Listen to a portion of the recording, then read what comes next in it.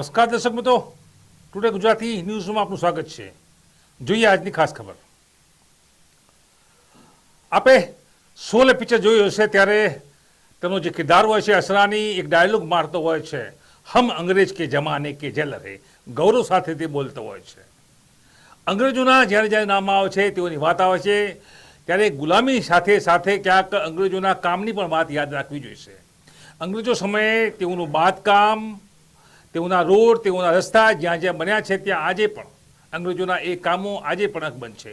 તેમાં ડીસાનો જૂનો બનાસ નદીનો પુલ અંગ્રેજ સમયનો પુલ બનાવેલો છે. આપણે જણાવી દઈએ કે અંગ્રેજો સમયનું કામકાજ ખૂબ જ મજબૂત હતું. જોકે તાજેતરની એક તબક્કાવાર ઘટના જોઈએ તો ગુજરાતમાં અનેક પુલો ધરાશાયી થયા છે. બનાસકાંઠાની વાત કરીએ તો બનાસકાંઠામાં તાજેતરમાં જ પાલનપુર ખાતે પુલ ધરાશાયી થયો તો 2 લોકોના મોત થયા હતા. ગટર મુક્તિ વખતે કામકાજમાં નિષ્કાળજી દાખવવામાં આવી તેમાં 2 લોકોના મોત થયા હતા. ચડતો નજીકનો પાલનપુરનો પુલ છે, બેસી જાય છે, ખાડા પડે છે, વાહનો અથડાય છે. ગંભીર નિષ્કાળજી, બેદરકારી. તો હવે વાત આવે છે ડીસાના પુલની 133 CRP નોટિસ. નાયબ કલેક્ટરને આંશિક હુકમ કરવો પડે છે નેશનલ હાઈવે ઓથોરિટીને, અને જે રત્ના કન્સ્ટ્રક્શન કંપની જેને ડીસાનો પુલ બનાવ્યો છે. કેમ? દસ્તાવેજી પુરાવામાં સાબિત થાય છે કે ક્યાંક ને ક્યાંક નેશનલ હાઈવે ઓથોરિટી અને રત્ના કન્સ્ટ્રક્શન કંપની કે જે ઇજારદાર હતા, ગુજરાતનો ગૌરવ સમાન સૌથી મોટો એલિવેટેડ બ્રિજ જે બનાવ્યો હતો તેમની ગફલત સર્વિસ રોડમાં દેખાઈ હતી. કેમ કે બ્રિજ બનાવ્યો તે બાદ સર્વિસ રોડમાં ખાડા પડ્યા હતા, બિસ્માર થયા હતો. કલેક્ટરે હુકમ કર્યો છે અને હવે કામગીરી ક્યારે થશે તે એક સવાલ. આ જ ઓવરબ્રિજમાં નવો એક વળાંક આવ્યો છે, નવો ગંભીર બેદરકારીનો કેસ આવ્યો છે. તસવીરોમાં દેખાય છે, આપને ટુડે ગુજરાતીનું જ બતાવ્યું છે. સૌપ્રથમ જુઓ કેવો છે નવો આ વળાંક કે જેમાં આ ઓવરબ્રિજમાં અનેક જગ્યાએ હવે તિરાડો પડવા લાગી છે. આ તિરાડો કોઈ વાહન ટકરાવવાથી થયેલી તિરાડ નથી, કેમ કે અનેક જગ્યાએ આ પ્રકારની તિરાડો છે. ટુડે ગુજરાતીનું જે સ્થળ તપાસ કરી હતી, જોઈએ આ દ્રશ્યો. તો આપણે જોયું તે રીતે આ દ્રશ્યો છે, આ પુરાવો છે, આ દસ્તાવેજી પુરાવો છે. જેણે પણ આ ઇજારદાર રત્ના કન્સ્ટ્રક્શનની પુલ બનાવ્યો છે તેના નિરીક્ષકોએ આ પુરાવો ધ્યાનમાં લેવો પડશે. કેમ કે 4 કિલોમીટર સુધી રોજના 10,000 જેટલા વાહનો અને તેમાં બેસેલા હજારો લોકો અહીંથી આવન જાવન કરે છે. ડીસાના એલિવેટેડ બ્રિજ કે જે ડીસા શહેરમાં ટ્રાફિક સમસ્યા દૂર કરવા માટે કેન્દ્ર સરકાર શ્રી દ્વારા અંદાજિત 200 કરોડના ખર્ચે બનાવ્યો હતો.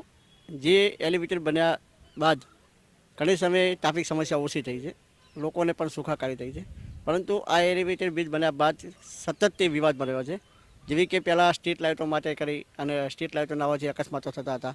જે બાદ ચોમાસામાં ત્યાં સ્વિમિંગ પૂલ ભરી ગયું, પાણી ભરાઈ ગયું, એટલે અનેક જગ્યા ઉપર રાતે એ જગ્યા પર રોડ તૂટી ગયા તો રાતે આ લોકોએ કામગીરી કરવી પડી, આતા થીગડા મારવા પડ્યા આના ઉપર.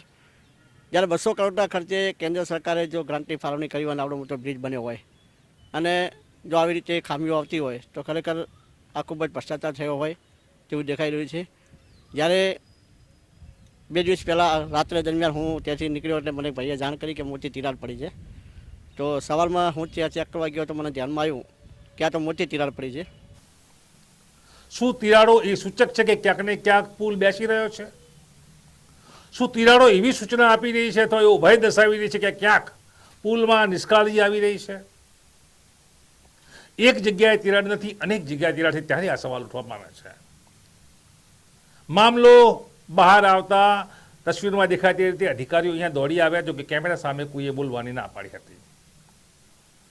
અહીંયા સુપર વિઝન ખૂબ જરૂરિયાત છે. એમ ગુજરાત સરકાર માનનીય મુખ્યમંત્રી શ્રી ભૂપેન્દ્રભાઈ પટેલે જિલ્લા સમાહર્તા કે જો પ્રમાણિકતાથી, કર્તવ્યનિષ્ઠાથી આ જિલ્લામાં કામ કરે તે અપર્ણુ બેરીવાલને પણ વિનમ્રતાએ અરજી કરીએ છીએ, વિનમ્રતાએ આ અહેવાલથી જાણ કરવા માંગીએ છીએ કે આપના મોનિટરિંગની પણ અહીંયા જરૂરિયાત છે. ક્યાંક ને ક્યાંક આ પુલમાં તિરાડો છે એ સામાન્ય તિરાડ છે કે પછી કોઈ મોટો ભય એની પાછળ છુપાયેલો છે, તેનું નિરીક્ષણ આપણે દેખરેખ હેઠળ પણ થવું જોઈએ. લોકોની આ માંગ છે. જો અને તોની આ સ્થિતિમાં જો કદાચ પુલ ધરાશાયી થાય તો કેવી સ્થિતિ બની શકે છે, કેટલી માનવ જીવન હોમાઈ શકે છે, તે એક મોટો સવાલ છે. તિરાડો સાંકેતિક તિરાડો છે, સંકેત આપી રહી છે કે ક્યાંક ને ક્યાંક પુલના અંદર વાઇબ્રેશન થાય છે, પુલમાં ક્યાંક ડખો પડ્યો છે. કેમ કે લાંબો પુલ છે, 4 કિલોમીટર લાંબો પુલ છે અને આ તિરાડો એ ભય દર્શાવી રહી છે કે ક્યાંક બાંધકામમાં ક્યાંક હલનચલન થઈ છે, હલનચલનથી બાંધકામમાં તૂટ્યું છે ને તૂટવાથી તિરાડો આવી છે. એકાદ જગ્યાએ તિરાડ નથી, પુનઃ વારંવાર ટુડે ગુજરાતી ન્યૂઝ તંત્રને કહેવા માંગે છે. આ એક તિરાડ નથી, અનેકો તિરાડ છે ને અનેકો તિરાડો અમે આપને બતાવી રહ્યા છીએ. ત્યારે યોગ્ય તપાસ થવી જોઈએ અને યોગ્ય તપાસ થર્ડ પાર્ટી નહીં, સરકારના સીધા જાણકાર ઇજનેરો દ્વારા થવી જોઈએ. રત્ના કન્સ્ટ્રક્શન કંપની એ હિત ધરાવતી પાર્ટી છે, કેમ કે ઇજારદાર તે છે, તેઓએ આ પુલ બનાવ્યો છે.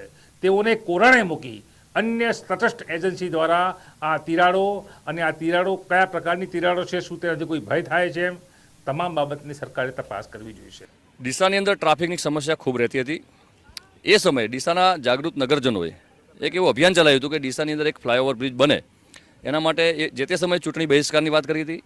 ત્યારે સ્થાનિક લોકો, સ્થાનિક નેતાગણ બધા ભેગા થઈ અને ડીસાને એક ફ્લાયઓવર બનશે એવી ખાતરી આપી હતી અને એના ભાગરૂપે ડીસાને એક ફ્લાયઓવર બ્રિજનું કામકાજ મળ્યું. જ્યારે ફ્લાયઓવર અહીંયા ડીસામાં બનશે એની વાત જ્યારે આવી ત્યારે ડીસાના લોકો ખૂબ ખુશમાં હતા.